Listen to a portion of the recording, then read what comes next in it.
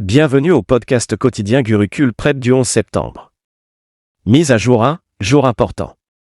Journée nationale des martyrs de la forêt, Inde, 11 septembre. Chaque année, le 11 septembre, l'Inde célèbre la journée nationale des martyrs de la forêt. C'est un hommage solennel à ceux qui ont sacrifié leur vie en défendant héroïquement les forêts et les animaux, qui sont essentiels à la santé de notre planète. En 2013, le ministère de l'Environnement a désigné le 11 septembre comme journée nationale des martyrs de la forêt, en commémoration du massacre de Kejarli, 1730, survenu dans le royaume de Marwar lorsque le Maharaja Abhay Singh Rathore a voulu abattre des arbres près du village bisnois de Kejarli. Mise à jour 2, jour important.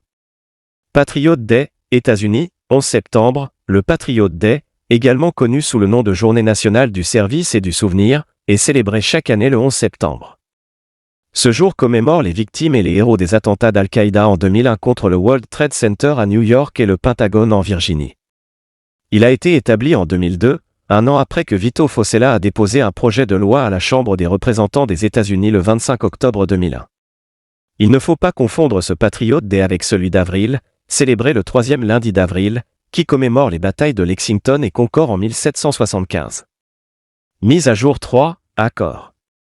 L'Inde et les Émirats arabes unis signent un accord historique sur l'énergie nucléaire civile. L'Inde et les Émirats arabes unis, ont signé un protocole d'accord, MOU, sur la coopération nucléaire civile, marquant une première. L'accord entre la Nuclear Power Corporation of India Limited, NCIL, et la Baraka Nuclear Power Plan Operation and Maintenance, dirigée par l'ENEC, Emirat Nuclear Energy Company, a été signé lors de la visite du prince héritier d'Abu Dhabi en Inde.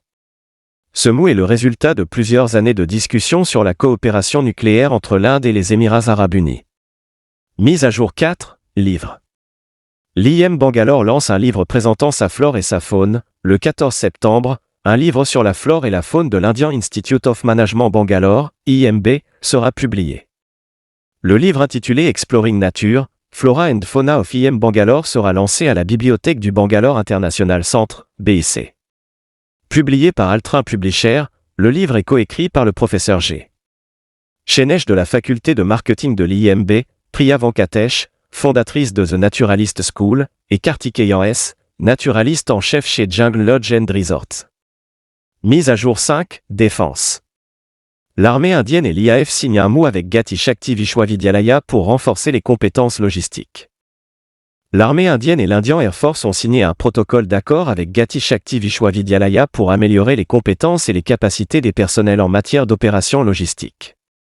Le ministre de la Défense, Rajnath Singh, a déclaré que cette collaboration historique vise à créer un système logistique de classe mondiale, résistant au futur, et à atteindre l'autosuffisance dans le secteur de la défense. Mise à jour 6, défense. Exercice militaire conjoint Inde-USA Yudhabia 2024. La 20e édition de l'exercice militaire conjoint Inde-USA, Yudhabia 2024, a débuté le 9 septembre au Mahajan Field Firing Range, au Rajasthan. L'exercice de cette année se déroulera du 9 au 22 septembre. L'exercice Yudhabia est organisé chaque année depuis 2004, avec une alternance entre l'Inde et les États-Unis pour l'accueil. Le contingent indien compte 600 soldats, tandis que le contingent américain est représenté par le 1 à 24 bataillon de la 11e division aéroportée, basée en Alaska. Mise à jour 7, international. Le Yogasana sera un sport de démonstration aux Jeux asiatiques de 2026. Le Yogasana, sport traditionnel indien, a été programmé en tant qu'événement de démonstration lors des Jeux asiatiques de 2026 à Aichi Nagoya, au Japon. L'inclusion du Yogasana comme sport de démonstration a été approuvée lors de la 44e Assemblée générale du Conseil olympique d'Asie. Mise à jour 8, nécrologie. James Earl Jones, la voix de Dark Vador, décède à l'âge de 93 ans. James Earl Jones, l'acteur dont la voix profonde a incarné Dark Vador dans Star Wars, est décédé à 93 ans.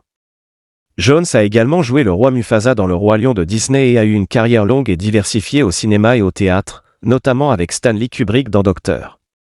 Strangelove. Mise à jour 9, classement. Surah en tête du classement de la qualité de l'air. Surah a été désignée meilleure grande ville indienne pour l'amélioration de la qualité de l'air, suivi par Jabalpur et Agra.